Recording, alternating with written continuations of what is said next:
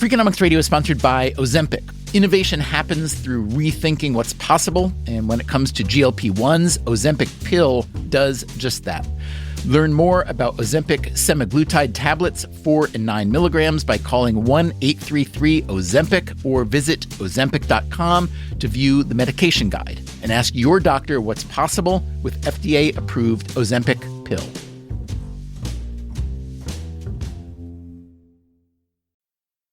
Freakonomics Radio is sponsored by Hotels.com. Hotels.com gives you access to hundreds of thousands of hotels worldwide, and when you join for free, you can save up to 20% instantly with member prices. Plus, every stay earns rewards, so when you book one trip, you're already lowering the cost of the next one. Hotels.com is simple, rewarding, and designed to help you get more out of every stay.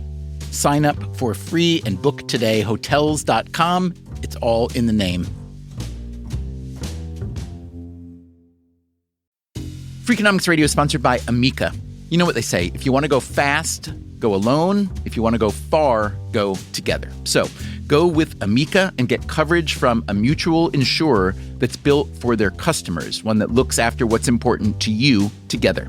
Auto, home, life, and more, coverage that fits your unique needs. Amica helps you protect what matters most. Visit Amica.com and get a quote today.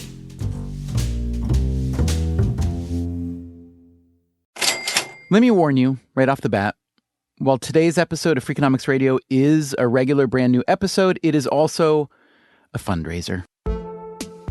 One of those episodes where we ask you to send money to WNYC, the public radio station that produces our show.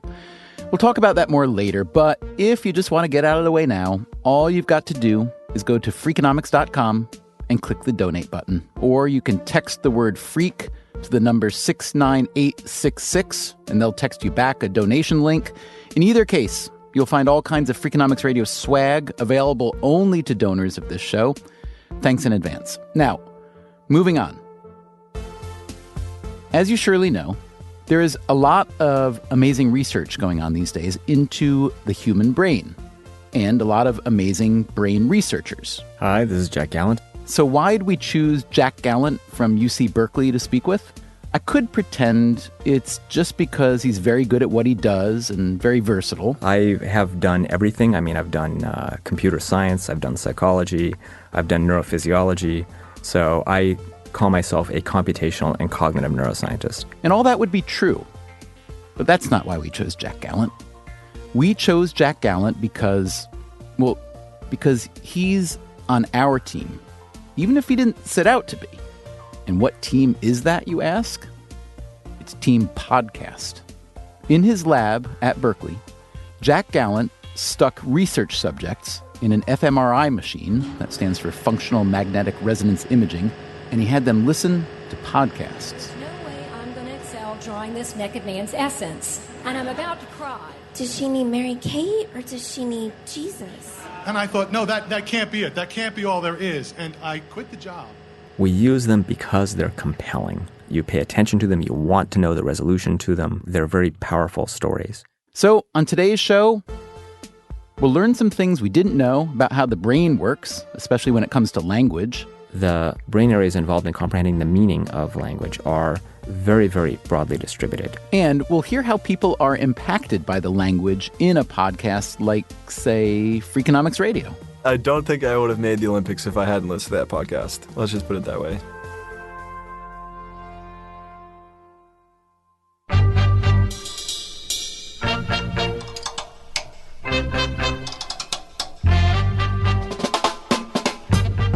From WNYC Studios, this is Freakonomics Radio, the podcast that explores the hidden side of everything.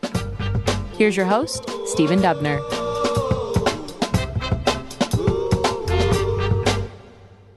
We're starting today with Jack Gallant. He is a psychology professor who has his own brain research lab at Berkeley. Let me ask you an extraordinarily naive question. Let's pretend we take the brain in its totality as a three-dimensional machine that does all this stuff and is connected to all these things and has a history too, evolutionarily.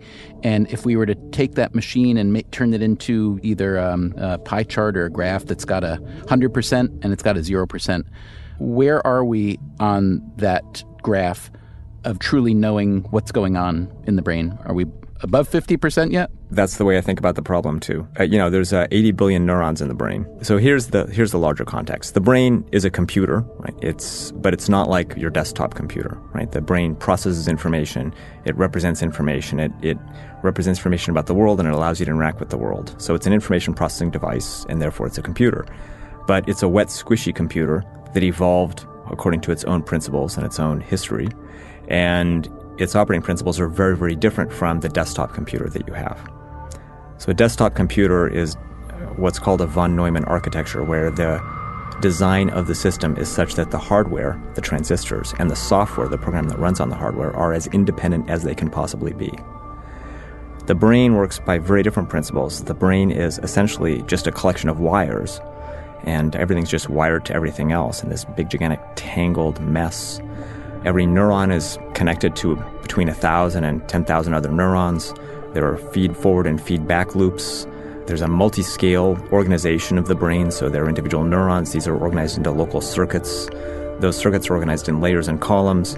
Those layers and columns are organized in areas. Your brain contains, no one's quite sure, probably something on the order of 200 to 500 distinct functional areas. And any given area or piece of the brain has about a 50% chance of being connected to every other piece.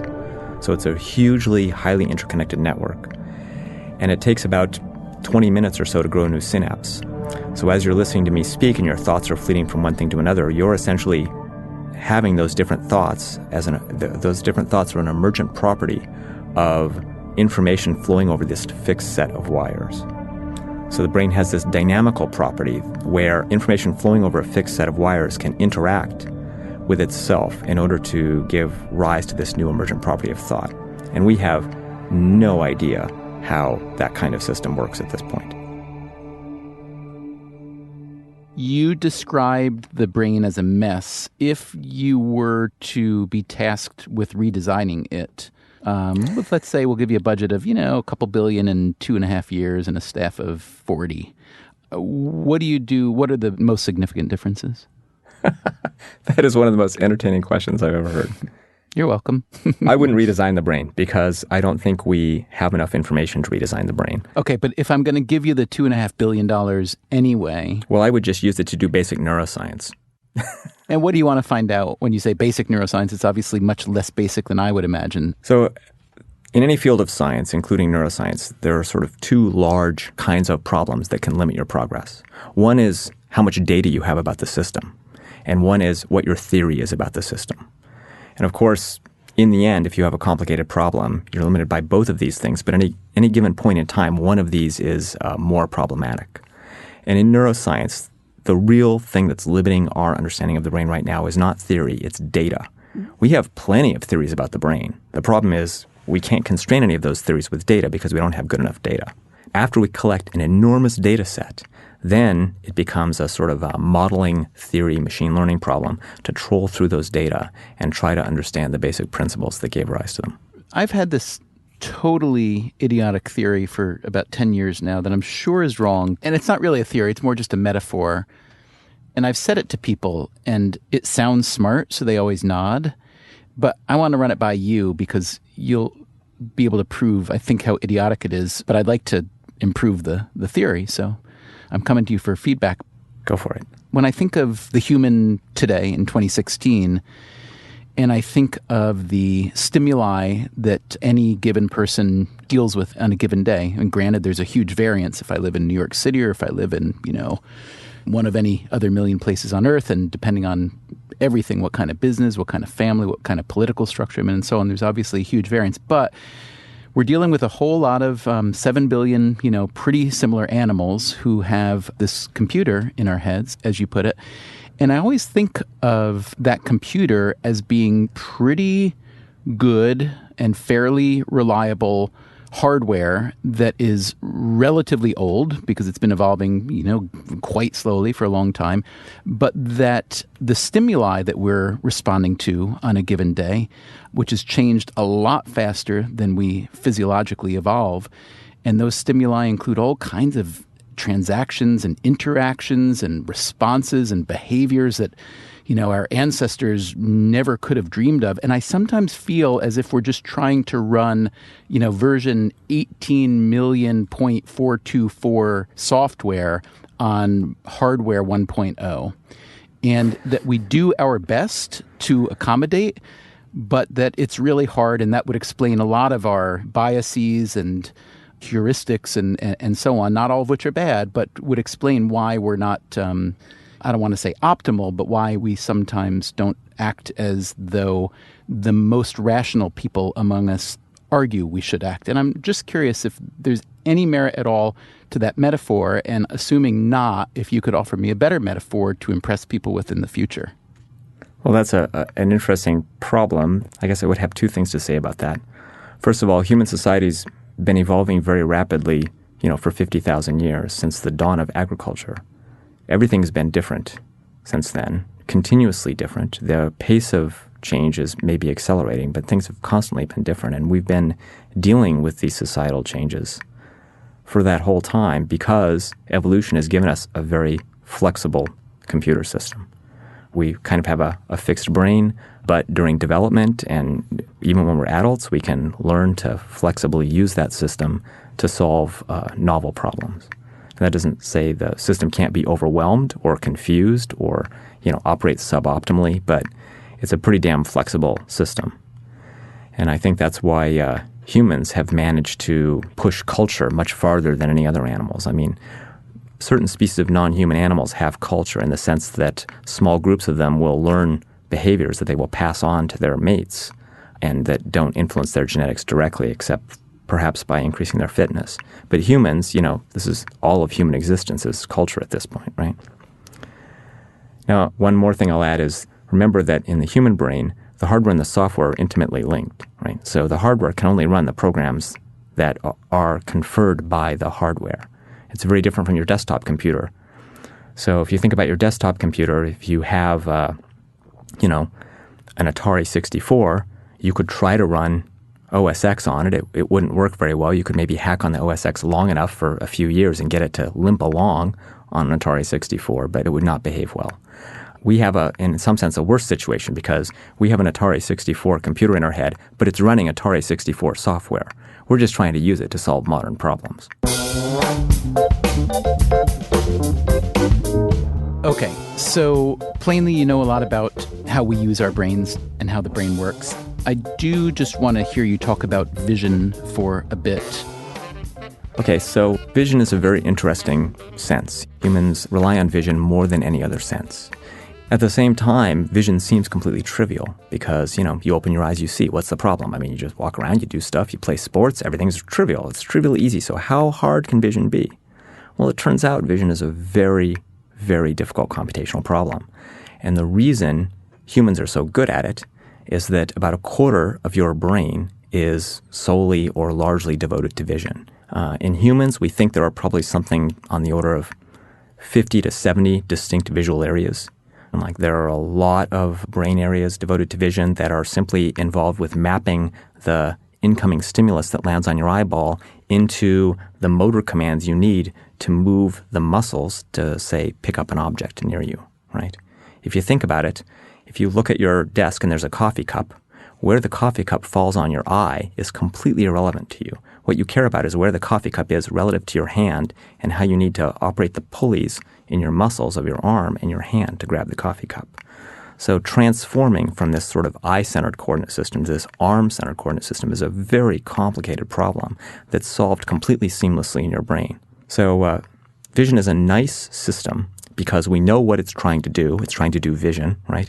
If you think about looking at the prefrontal cortex of a human where, there are brain areas involved in abstract thought and moral reasoning and planning. I mean, we have some vague idea of what they're trying to do, but it's very difficult to get your handle on that. Vision is a very solid system and easy to understand.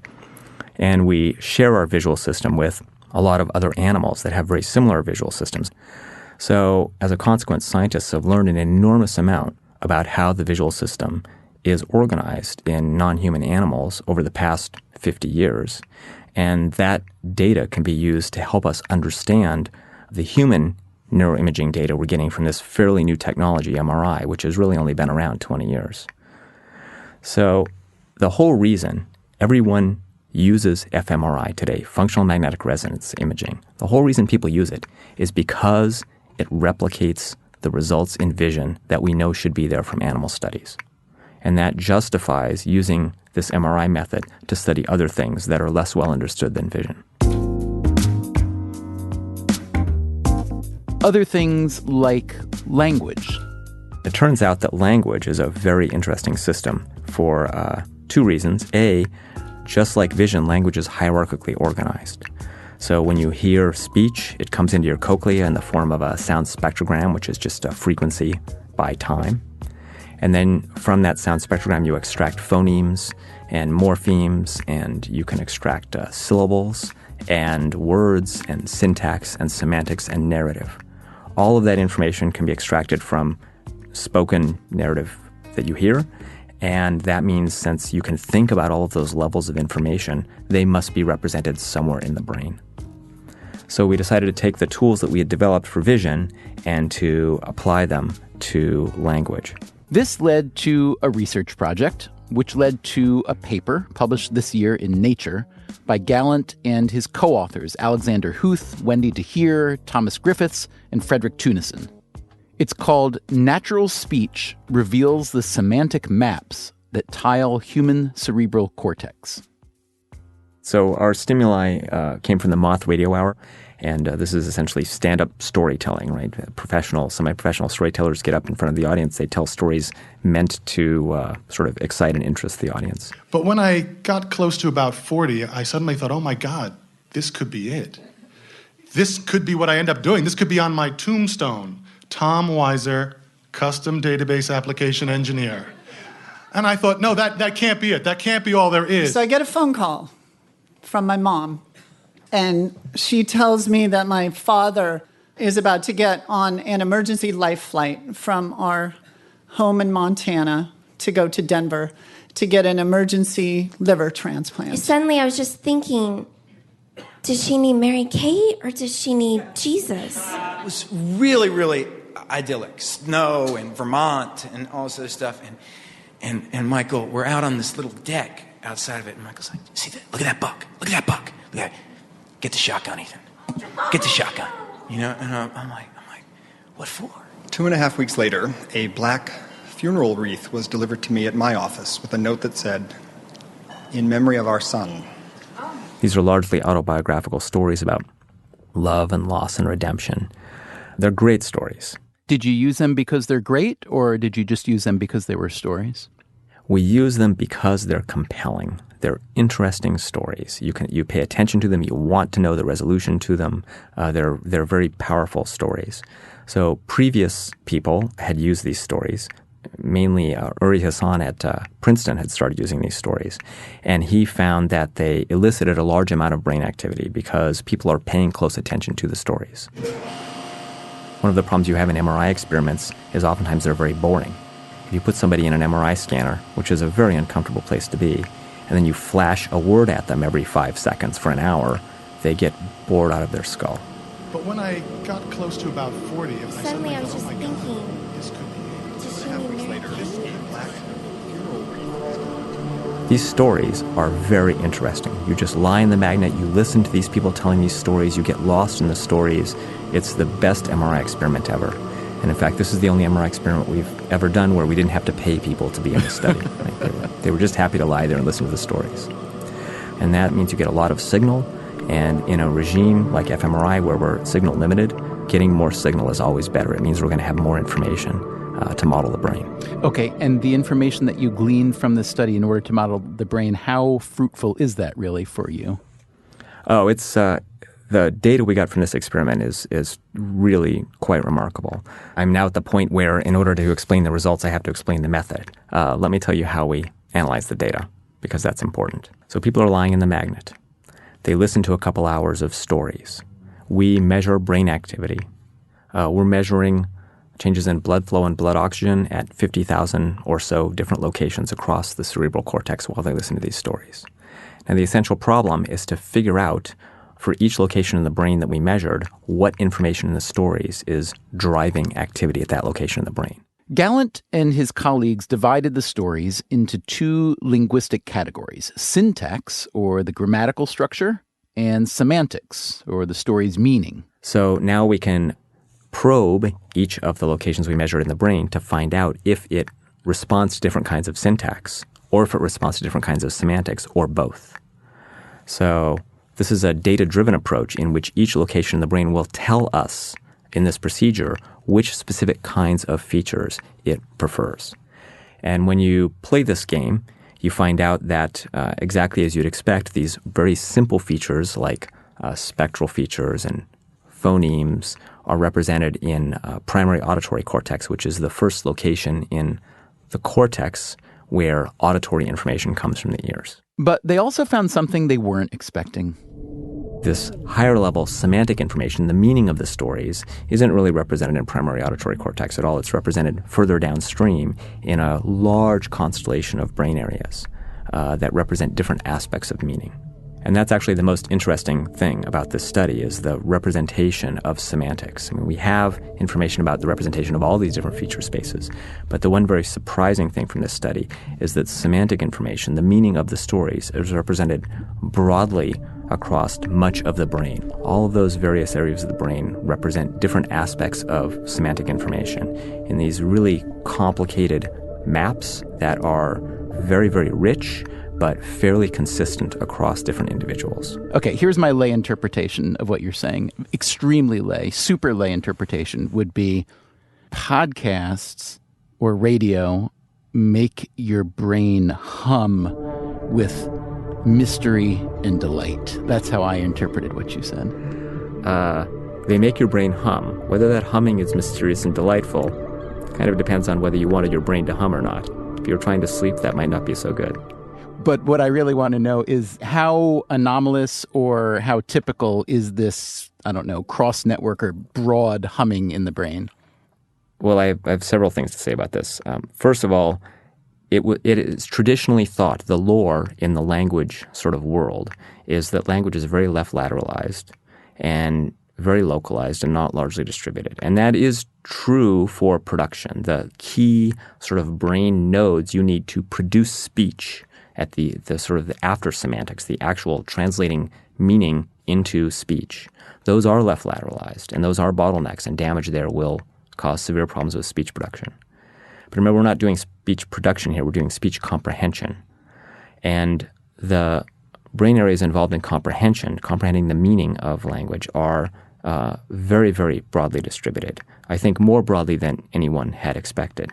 So yes, when you're listening to someone tell an interesting story, an enormous swath of your brain is being activated. For example, imagine I tell you a story about a dog. Well, okay, you know a lot of things about a dog. All of this different information, both the information in the stories and the information that is primed by the stories, the sort of memories that are dredged up by a story, are represented in a constellation of many, many different brain areas. Auditory information tends to be represented in sort of certain locations in the brain and not others. Olfactory information is represented in certain locations in the brain and not others. Mathematical operations tend to occur in certain parts of the brain and not others. And if you're listening to a story that involves, a dog barking and a dog smelling bad and a pack of dogs, well, that a certain number of dogs, like 4 dogs, then that would activate different brain areas associated with all these different aspects of the stories. I'm guessing you're not going to want to give me any advice as to how to make this podcast stimulate enormous swaths of the brain, but I would be an idiot to have you on the line and not ask. So, are there words or ideas I should embrace? Should I favor dogs over cats? It sounds like you're very pro-dog. Should I, for instance, stop using, long words like externalities and heterogeneity? Do you have any advice for me, Jack? Well, the underlying subtext of your question is that evoking large amounts of brain activity is good. And I have no idea if that's true, right? So let's just start there, right? If you ask me, how can I evoke lots of brain activity, I can answer your question. If you ask me, should you, I have no idea, right? You really don't have any idea? Or, all right, okay, I'll take what you got. How can I? Exactly. If you choose to create a story that elicits as much brain activity as possible, actually, you already know how to do this. All journalists know how to do this. There's an old trope in journalism, if it bleeds, it leads. Because journalists all know that human interest stories, especially involving something nasty like a violent thing, attract people's interest. And one of the facts that we know about the brain from the last sort of 10 years or so of MRI is that not only are there are these rich representations of brain activity, but that these representations are modulated and actually transformed by what you attend to.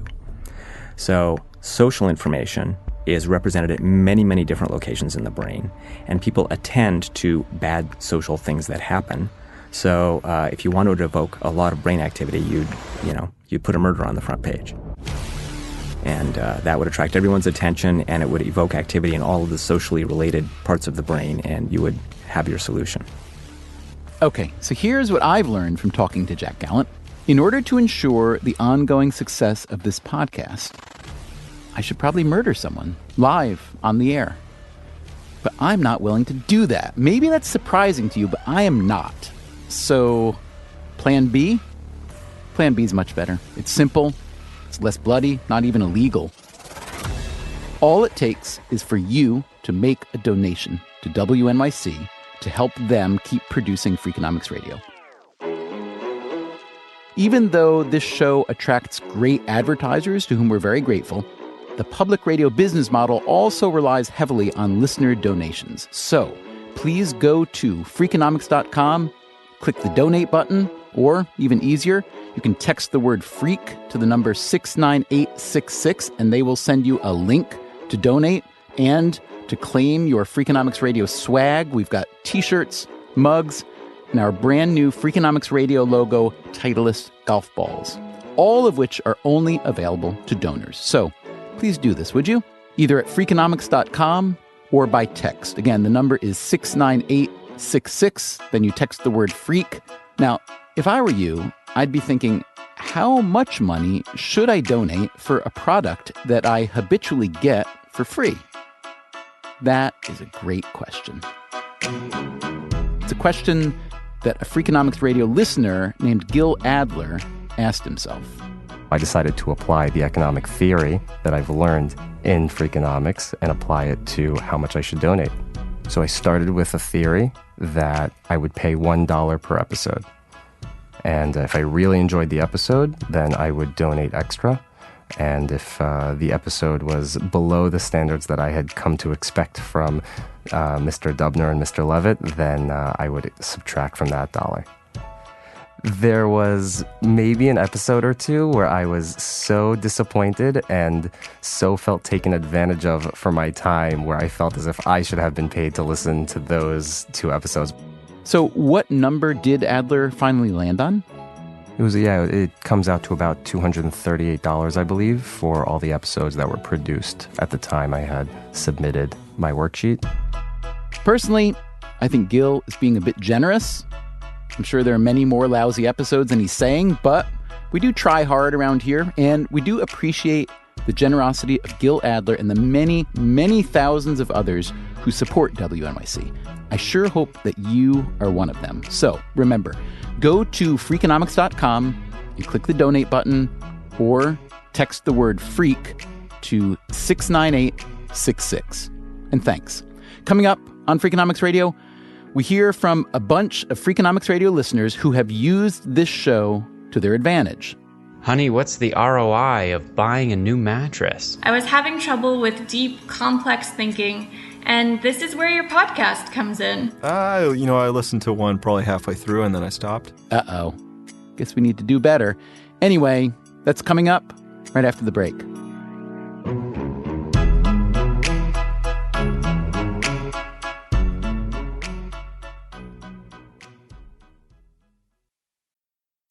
Freakonomics Radio is sponsored by Ozempic. Innovation happens through rethinking what's possible, and when it comes to GLP-1s, Ozempic pill does just that. Learn more about Ozempic semaglutide tablets, 4 and 9 milligrams, by calling 1-833-OZEMPIC or visit Ozempic.com to view the medication guide and ask your doctor what's possible with FDA-approved Ozempic pill.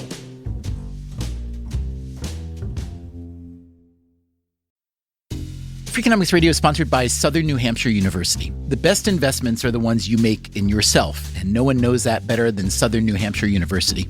With more than 200 online degree programs, no set class times, and low online tuition, Southern New Hampshire University is built to fit your life today and set you up for success tomorrow.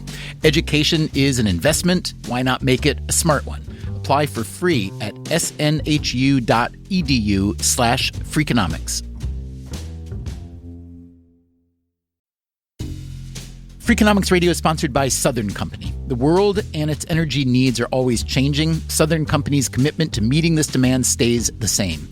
That's because Southern Company believes energy is more than a utility, it's what powers possibilities. So they are looking ahead and investing $80 billion in infrastructure upgrades and are committed to fueling growth in ways that benefit all customers so that reliable and affordable energy is accessible for generations to come. Go to southerncompany.com to learn more. Southern Company, building the future of energy.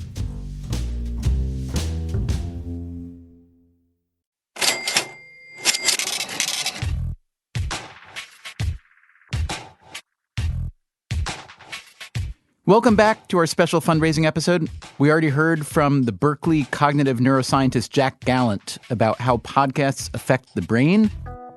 We also asked Freakonomics Radio listeners how our podcast specifically has affected their brain or other body parts. Hi, Freakonomics Radio. My name is Davina. I'm from Grenada, but I live in Austin, Texas. I was actually really inspired by your Hidden Side of Online Dating episode, and I started my own online dating account. And actually, a few days later, I met Philip, who is on track to become my first and most serious relationship. So it's crazy for me to think that a podcast may have led to me finding real love. That was Davina Bruno. Here's another listener named David Bell. It was probably less than a year ago, and I would just blissfully fall asleep wondering why the sky was blue or what that coworker meant in that last confusing email. Now, when I lie in bed, I'm wide awake because of Freakonomics, and I'm thinking about something, trying to engage my wife in conversation like, what are the optimal names for our future children in order to maximize their earning potential? Or, honey, what's the ROI of buying a new mattress? And here is Kelsey Warren. I was in a car accident in March of 2013. I broke my back, my neck, my femur, punctured a lung, and most dramatically, suffered a trauma called brain shear. My brain injury had knocked me back in time. Basically, I thought I was a kid and I acted like one. When I'd progressed closer to normal, I'm 26 years old, I hit a wall. I was having trouble with deep, complex thinking, and this is where your podcast comes in. I started listening to Freakonomics, and after a few months, I developed into a more inquisitive, culturally aware, and thoughtful person. I can talk about anything now with sincere curiosity and patience, very much interested in the hows and whys that I was oblivious to just a year ago. So, thank you. You're welcome, Kelsey, and I hope your healing continues.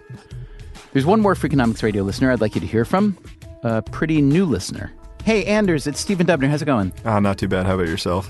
Good. Nice to meet you. Nice meeting you, too.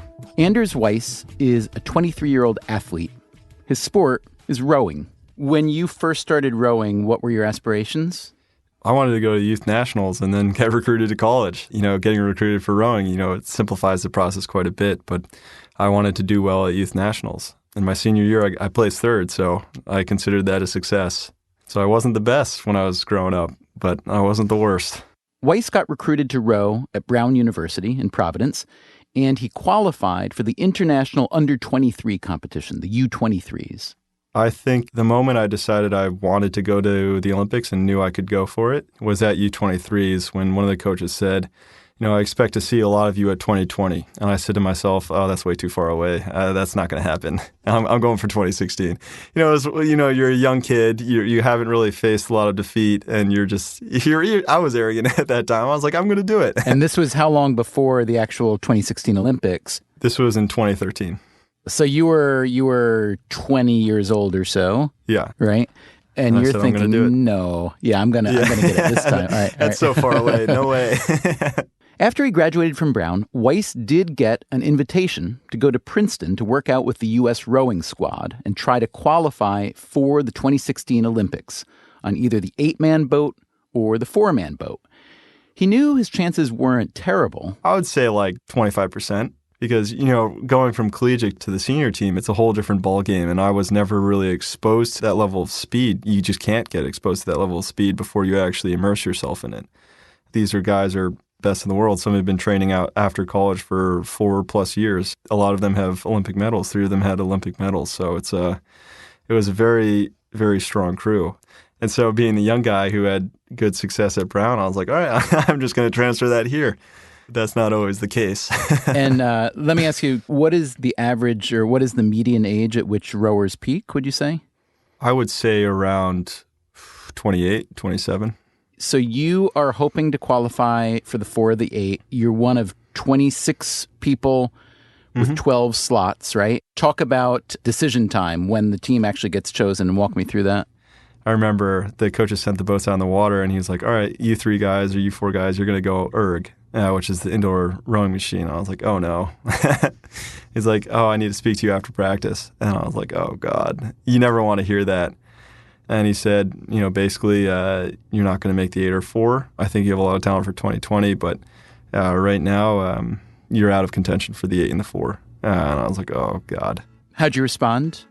Internally and externally? I was angry. I was very angry, but, you can't blame the coaches. That's of course, they're trying to make the fastest boat, and if they don't see you being the fastest person, then, that's the way life goes. Now Weiss was facing a long and sad drive home to Rhode Island from the Olympic training camp in Princeton. I was so upset. I said to myself, I can't spend 4.5 hours listening to Bieber or Taylor Swift or something like that. I needed something to take my mind off rowing. Had you ever listened to a podcast? I listened to one probably halfway through and then I stopped. And then what made you end up listening to a Freakonomics Radio show on that very happy trip back to Rhode Island? Well, I opened up my phone, I went to podcasts to look at the ones to download, and Freakonomics, one of my friends from college listened to you guys, and I looked at the titles you had and I was like, all right, this one sounds interesting, that one sounds interesting, let's load them up. What was the name of the episode, do you know? It was How to Be More Productive. Gotcha. So, and why'd you pick that title? Oh, because everyone wants to be more productive. Good answer. Yeah. And so I was like, all right, here we go. I'm always trying to learn something new, and this seems like a good podcast to listen to do that. We released that How to Be More Productive episode in April as part of what we called Self-Improvement Month. It featured an interview with the writer Charles Duhigg. It was a very small segment of the podcast. I think it was like 5 minutes where it talked about Marine Army Rangers, I believe, and how to get leaders out of them. They didn't say you were a natural leader or something like that. You said you were hardworking and your success is built off hard work and not talent or not how a natural leader you are. So this drill sergeant told me that he never tells someone who's a natural athlete that they just ran a good race. He only tells like the small kind of wimpy kids that they just did a great job running. The Corps as a whole never tells anyone that there's such a thing as natural-born leaders, because that implies that you don't have any control over whether you're a leader or not. Instead, what they do is they compliment shy people who take a leadership role. And they say to them, look, I know it was hard for you to do that, but you did a great job. And growing up, I was always decently athletic, and I always had pretty good success in athletics. And the same was true in high school and college. And so I put in the work. You can't not put in the work, especially at Brown. So it was like, okay, I put in the work, but at the end of the day, all my success is going to be attributed to how good my body is for rowing. And after that podcast, I sort of had to do a 180 on that. It was more of a, okay, my talent's definitely helping me, but my total success is going to be determined by how much work I put in. And there was also another podcast there. I think it was How to Be Great at Anything, how much dedicated practice I was putting in. Yeah, it sounds like you were a hard worker, but if I'm reading you correctly, it sounds like you're saying that even though you worked hard, A, you could work harder, and B, you could work kind of more strategically or engage in what we call deliberate practice. So was that kind of the light bulb that went off for you, which is, oh yeah, it's not like I'm lazy, but I can get a lot more out of me than I have been in the past? Yeah, so rowing is basically steady state. That's how we train. It's a lot of steady state. And, if you sort of let your mind wander during all those hours instead of, okay, this is what I need to do to fix my technique or keep you engaged, you can row the hours and you can get the heart rate that you need to be, but you're not going to make the technical changes that you need to. And it's not like I was zoning out, but it was like, okay, this technical change isn't really working that well. I'm going to just go back to steady state press instead of, all right, I'm going to practice this over and over for the 2 hours I'm on the water now, and then the 2 hours I'm on the water in the afternoon. I'm going to nail it down no matter how long it takes. And so it was sort of a shift away from doing the steady state to do the steady state, get the heart rate, to doing the steady state to improve, to put in the hours that actually would improve my speed instead of relying on how well my body was made to row. By the time he got home to Rhode Island, having failed to qualify for the 2016 Olympics in the 4-man boat or the 8-man boat, Anders Weiss was already thinking about one more option. He could try to qualify for the 2-man boat, the coxless pair. In that event, the coaches don't decide who qualifies. It's only your time that matters. He got hold of a potential partner, a veteran U.S. rower named Nareg Garegian. The partner I got, Nareg, he is a very hard worker. And so he drew up our training plan, and I was like, all right, let's do this. This is what's going to make us win the trials. And I think if it was before the podcast, it would have been, okay, I'll do this work, but I don't know if it's really going to make us faster. I think it's really decided by, our body build and how talented we are at rowing. And so it was, I attacked the workouts that we had with a little more purpose. Maybe I would have pulled the same splits on the erg, but the technical changes I made on the water with this new mindset stuck, and we got so much faster as a result of that. And it's sort of that mentality shift. Instead of, working hard to work hard, you're working hard to win a race. And did you tell Nareg that you had a new approach? No. I didn't want him making fun of me. He was one of the older guys, and I was one of the younger guys. I was just like, all right, let's do this. What would you imagine that he would say? Like, oh, you're finally discovering, Anders, that you actually have to work on your technique? Yeah, pretty much that. He would have made fun of me for a bit.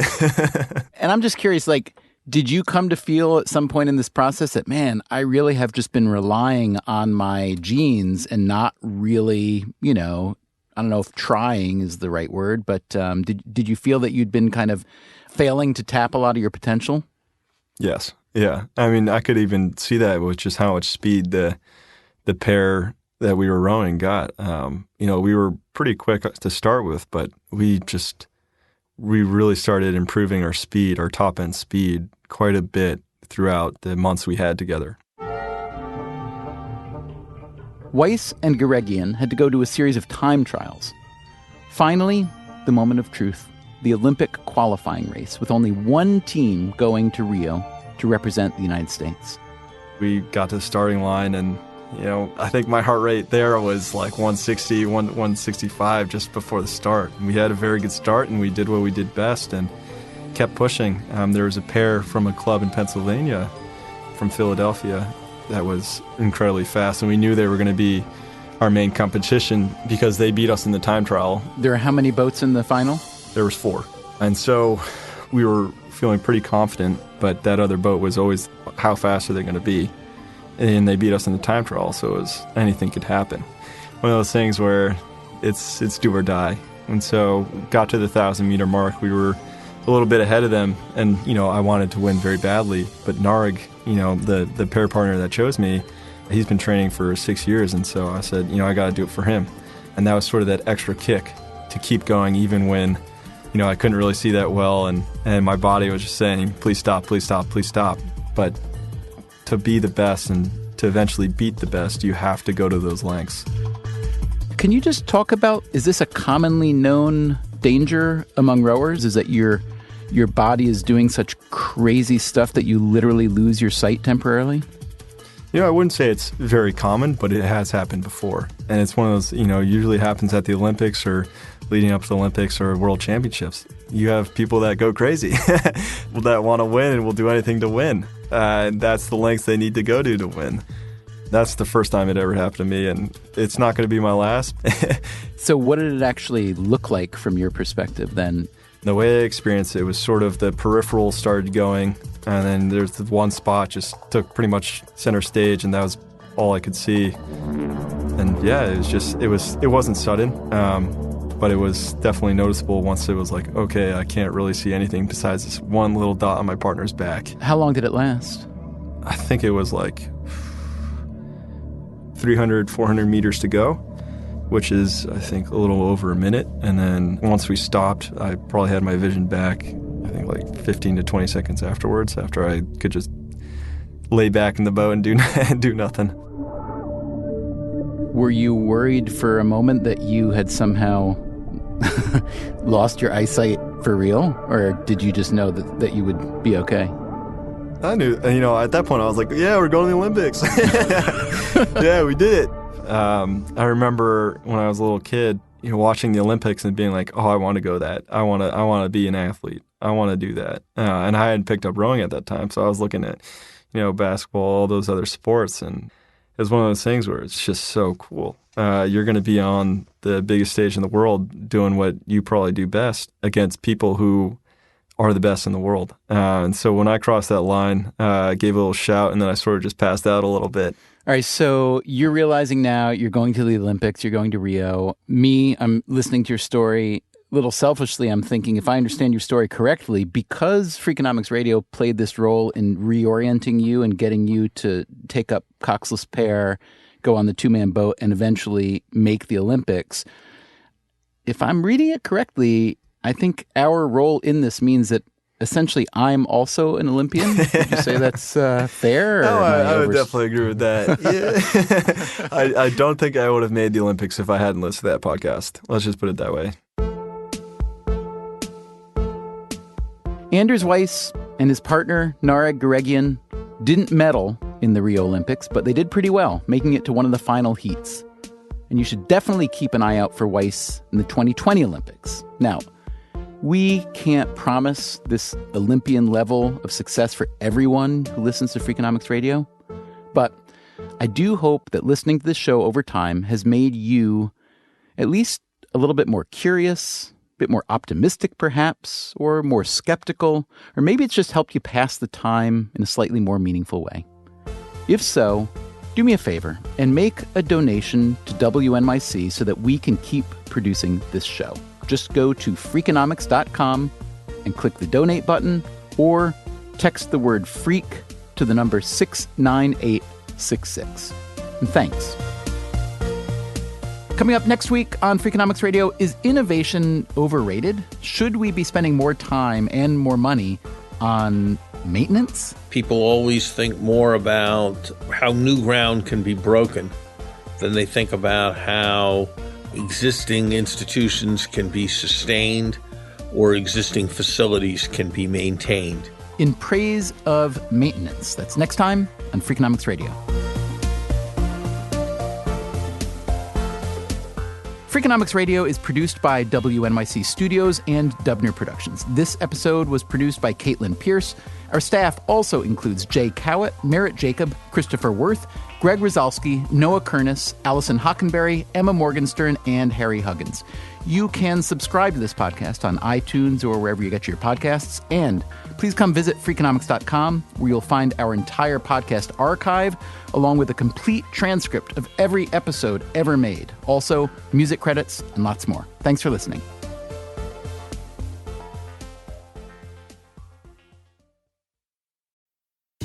Freakonomics Radio is sponsored by Vitamix. According to the LA Times, the average American home contains 300,000 items, including a staggering number of appliances. All those gadgets, just clutter. But there's one tool that delivers what a dozen others only promise. From pureeing to chopping, Vitamix blenders bring the power of an entire kitchen to your countertop, offering enduring performance and precision you can count on. In a world full of clutter, do more with less. Visit Vitamix.com and shop now. Hi, I'm Angie Hicks, co-founder of Angie. From roof repair to emergency plumbing and more, when you use Angie for your home projects, you know all your jobs will be done well. Angie, the one you trust to find the ones you trust. Find a pro for your project at Angie.com. Breathe in. Feel the sense of calm that comes from having up to $300 in overdraft protection with GoToBank. Now, Did you say $300? yes. Now, back to our breathing. So if I overspend my balance, GoToBank has my back up to $300. Yes. Can we breathe out now? Less worries, more zen, with over $300 in overdraft protection. Tap to open an account today. Eligible direct deposits and opt-in required for overdraft protection. Fees, terms, and conditions apply.